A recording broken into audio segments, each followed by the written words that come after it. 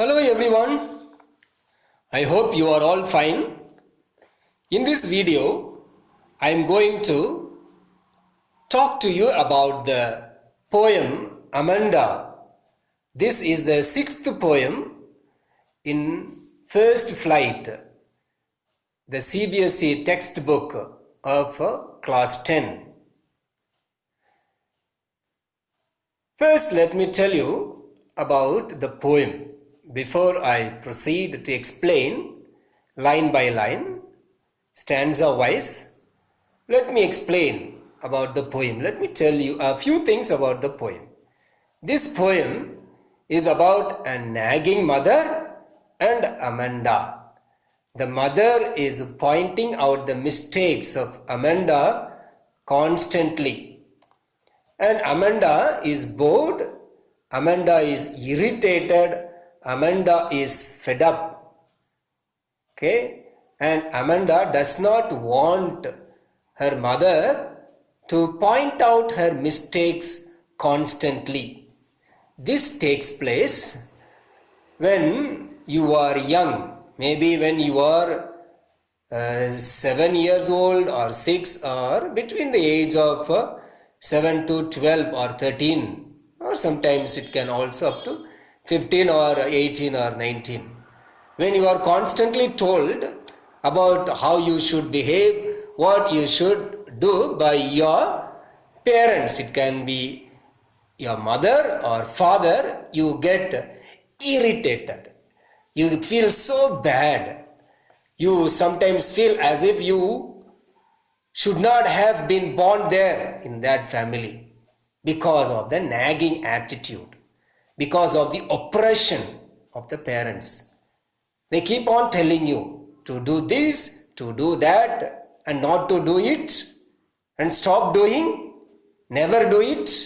And so, such things irritate you when you are so young. Though it is out of love, the way it is taken by the child is not as intended by the person who is involved.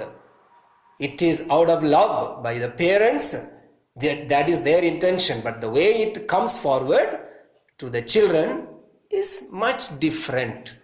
Okay, now let's go through this poem line by line and let me explain it to you. Okay, please keep your textbook ready with you and follow it. Keep your textbook and then follow the poem. Okay, yeah. Don't bite your nails, Amanda.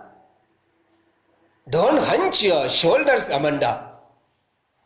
Stop that slouching and sit up straight, Amanda.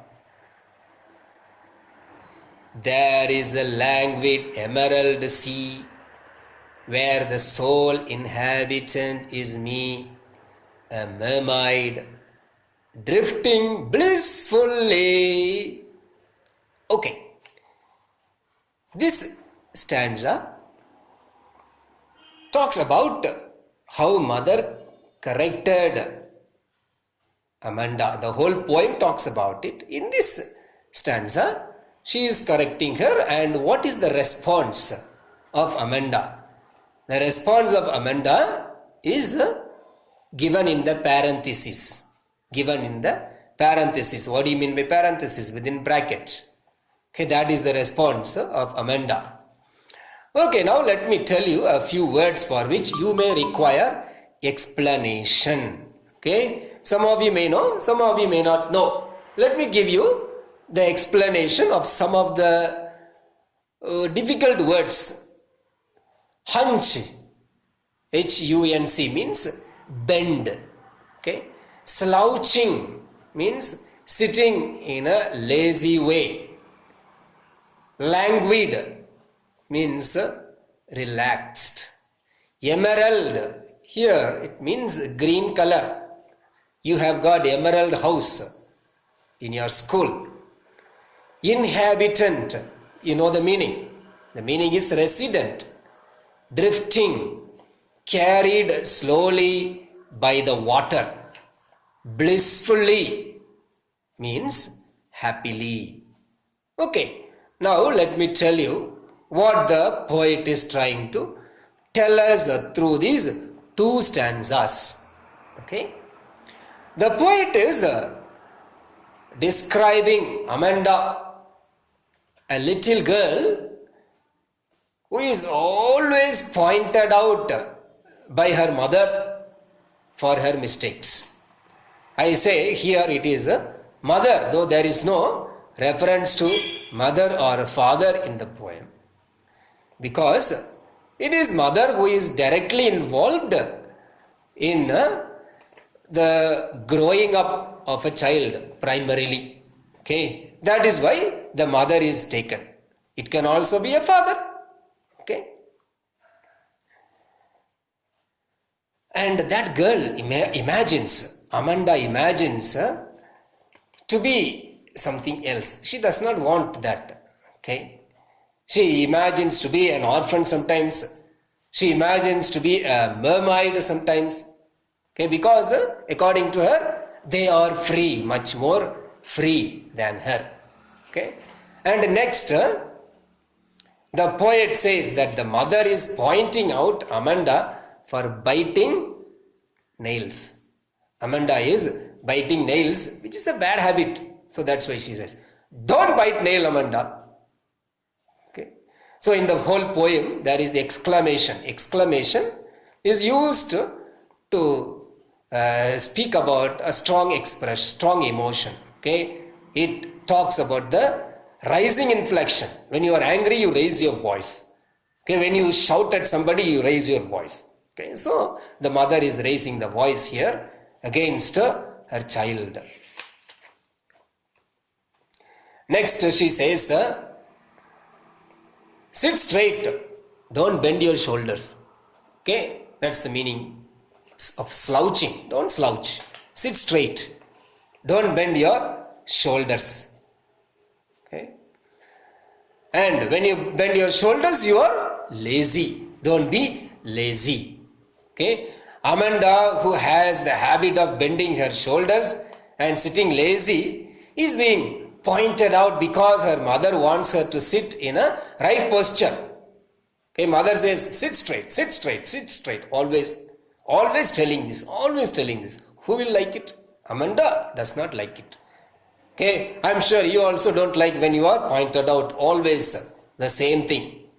Okay, when the corrections are given, something new should be said, isn't it? Every time the same correction, nobody likes it. Even I don't like it. I hope you will also not like it. Okay, so this is a very good poem. Okay, that talks about the relationship of a mother and a child. Okay, mother wants all good for the child. The child does not realize. Okay, so it's the responsibility of the mother to tell it in the right way. This poem teaches us that. Okay, let's continue. She imagines, after the mother has said this, she imagines, okay, it is given in the parenthesis, to be a mermaid, okay, who is alone there in the sea and leads her life in a very relaxing way. She thinks as if she is a mermaid. Mermaid is in the sea, and she also thinks that she is a mermaid and she wants to be there in the sea, all alone in the ocean. She says that she wants to be carried away by the current of water, and she feels the relaxing environment there. Okay, so after this scolding of the mother, she feels this. She wants to be free like a mermaid, okay, in the sea. Now let me also tell you a few literary devices you have got in this stanza. You have got assonance. Assonance, you all know, it's the repetition of vowel sound. Okay, O sound is repeated. Don't. Shoulders. Okay, the rhyme scheme, you all know, the rhyme scheme here is A, B, A, C, C, C. Okay, then there is also metaphor. Okay, where is metaphor? It's the use of emerald. Okay, use of the word emerald. It's a sea. It refers to the green color in the sea. Okay, so there is metaphor. Then there is also repetition. Where is repetition? You can very easily find out. Amanda is being repeated very often. Okay, there is also imagery. Imagery, you all know what is imagery. Imagery means when the word is said, the picture is created in the mind.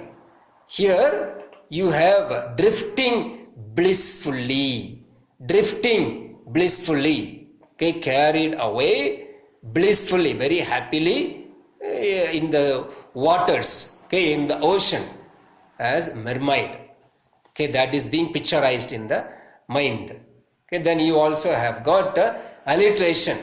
Alliteration is repetition of the same consonant sound at the beginning of the two successive words. Okay, here you have got stop that slouching. S is repeated. Okay, then you also have got allusion. Allusion is reference to a very popular animal or place or thing. Okay, here there is a reference to mermaid, so there is allusion. Okay, and it also creates imagery in the mind. Okay, I hope you all have understood. Let's continue the poem in the next video. Okay.